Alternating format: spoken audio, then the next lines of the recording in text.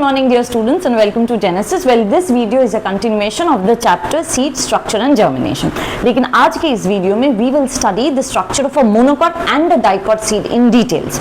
शुरू करने के पहले quickly revise करते हैं what is a monocot seed. A monocot seed has only one cotyledon. और cotyledon क्या है? These are those structures that basically help the growing embryo to store food. जब embryo grow कर जाता है and it starts to give out its leaves और वो leaves जब photosynthesize करने लगते हैं तब कॉटिलेडन्स का क्या हो जाता है? They disintegrate. सबसे पहले शुरू करते हैं एक डाइकॉट सीड के स्ट्रक्चर से. डाइकॉट सीड में हमें जिस सीड को पढ़ना है that is bean seed. See when we look into the structure of a dicot seed usually kidney bean shape होता है, especially the bean seed that I am drawing right now.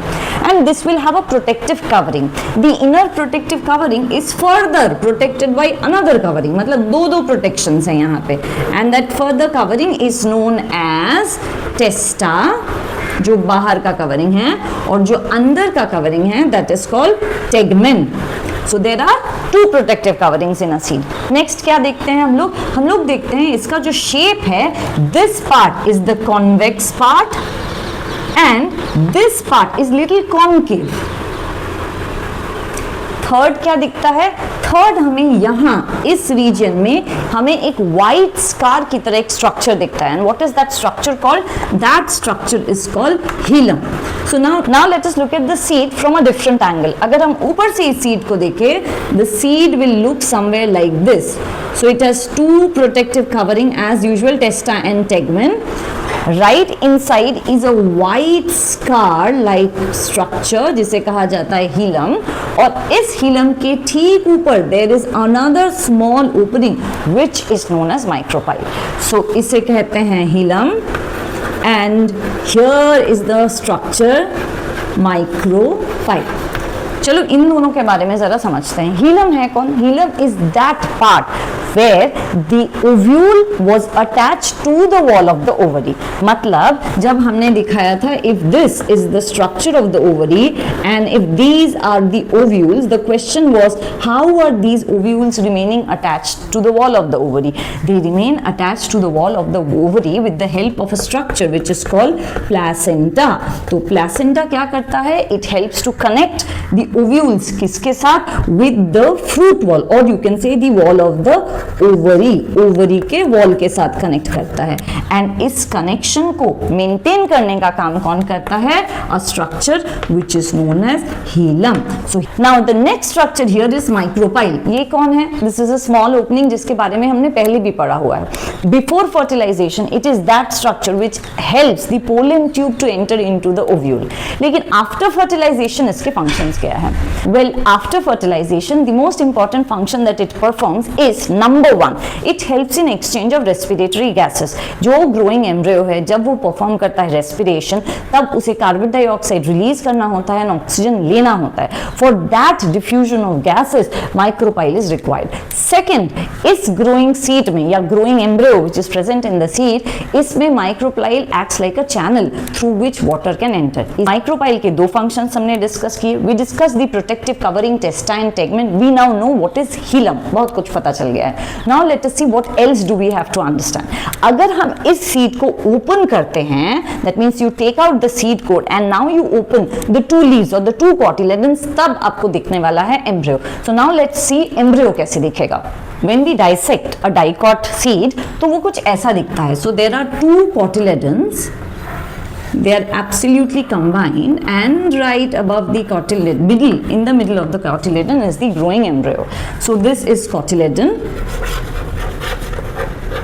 and इस embryo के different parts को हम लोग समझेंगे. So the tip which is going to grow into a shoot, उसे हम कहते हैं plumule.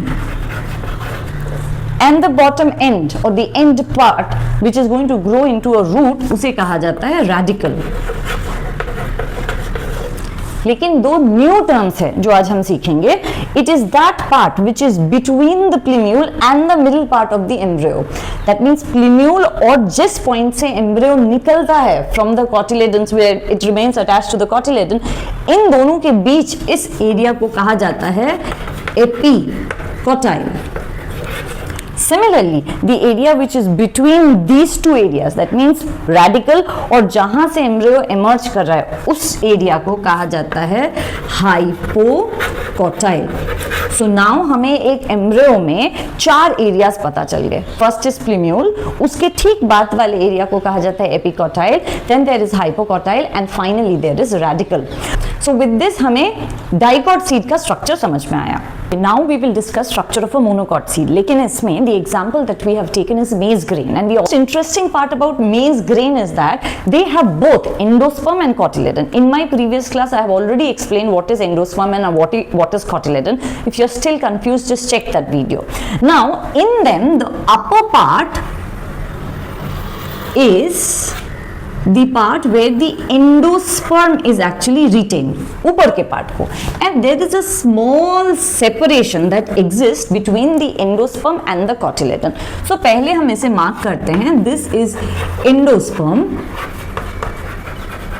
and this part is the cotyledon. लेकिन here it has another name. हम इसे कहते हैं scutellum. That's all. So instead of cotyledon, we are going to call it scutellum. Second important thing, ये जो endosperm है, this is now covered by a layer which is rich in protein.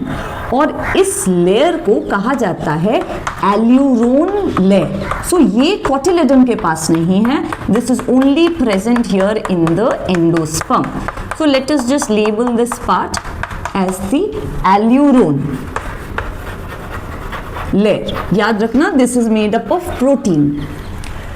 One layer which is common between the upper and the lower chamber, उसे हम कहते हैं pericarp. Pericarp हम already जानते हैं, जब कोई स्ट्रक्चर बनता है by the fusion of the fruit wall and the seed coat, उसे पेरिकार्प कहा जाता है. So let us layer this with a pericarp.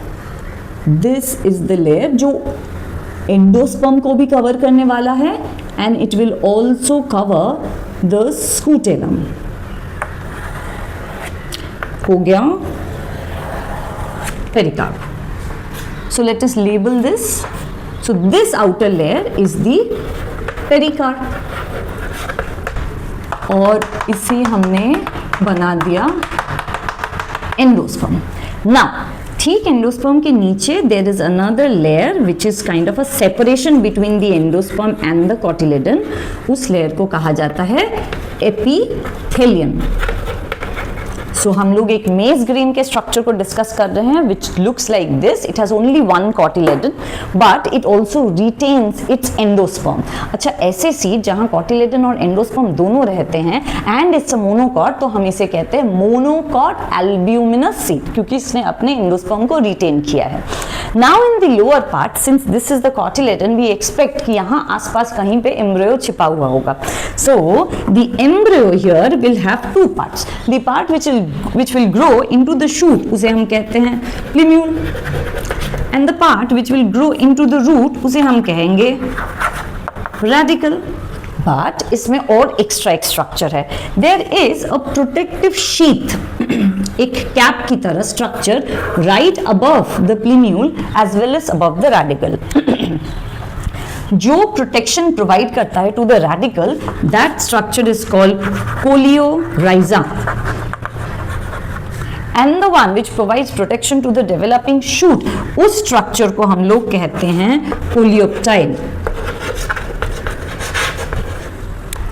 सो ये रहा टोटल स्ट्रक्चर ऑफ अ मेज ग्रेन, जिसमें क्या क्या लेबलिंग होने वाले हैं. There will be aleurone layer, there will be endosperm, there is a common pericarp covering the entire grain, then there is a separation between the endosperm and the scutellum, जिसे कहा जाता है epithelium, then there is cotyledon which here is known as scutellum, and embryo में there are 4 labellings. There will be plumule, right above plumule there will be coleoptile, and there is radical, and right below the radical there is coleorhiza. So हमने देखा monocot albuminous seed का एक एग्जांपल. There are some more examples which are also given in your book, जैसे कि rice, wheat and oats. Now let us quickly understand the difference between the bean seed and the maize grain. One difference that we already know is that the bean seed has 2 cotyledons and the maize seed has only 1 cotyledon. मतलब bean seed is dicot and maize seed is monocot. Second difference हम लोग को पता है that in case of bean seed there was no endosperm, it is X albuminous. Whereas अगर हम maize seed की बात करें, they have a large endosperm, so it is albuminous. So maize is albuminous monocot and bean is X-albuminous dicot. Next difference is embryo. The embryo of the bean seed is large in comparison to the embryo of a maize seed. Next difference is the plumule leaves are folded. That means when these leaves will grow into shoot, they remain folded. But in their case, in case of a maize grain, the plumule seeds, they remain rolled up. So next is the plumule. Of course, if the cotyledon is large, here the plumule is also large. In this, the plumule is smaller. Next is in case of a bean seed, बहुत clearly मैंने आप लोग को दिखाया था, the hilum and the micropyle is visible. लेकिन जब हमने maize grain का structure किया था, हमने कहीं पे भी hilum या micropyle को label नहीं किया था, because those are present but not visible. Next is the seed separately contained in a pod. Cotyledons में the seed are present inside a container, right? जैसे fruit wall होता है, वैसे एक pod होता है. But in case of maize, हम लोग को already पता है it is a grain. So here the fruit wall and the seed coat, they are fused. So there is no concept of seed being present inside a case. कोई अलग से covering या case नहीं होता है जिसके अंदर seed है. They are all fused together. So with this we finish the difference between the bean seed and the maize grain. आज के इस क्लास में हमने सीखा dicot seed, हमने सीखा monocot seed का structure and the difference between a dicot and a monocot seed. So I'm going to meet you again in my next video. Keep revising. Do not forget to post your doubts. And yes, if you like my teaching, share it with your friends and subscribe my channel. Thank you.